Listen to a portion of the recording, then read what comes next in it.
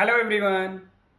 In this video we'll explore the magic of enter key in Excel, and trust me, it's more powerful than you think. First, when you press enter, your cursor move one cell down, but if you press shift plus enter, it moves one cell up.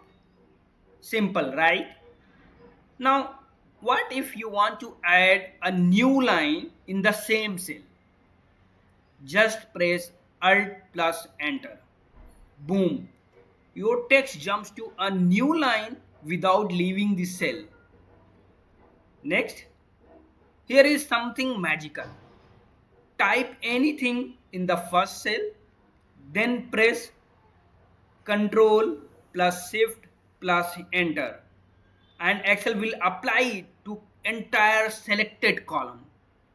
No need to copy and paste. And finally, when working with the large data, after finishing a row, if you want to jump to the first blank cell in the next row, press tab plus enter. It saves tons of time while entering data. The enter key is more powerful than it looks. If you found this video is helpful for you, please like the video and share it. Please subscribe to our YouTube channel and follow us on Facebook page. Thanks for watching.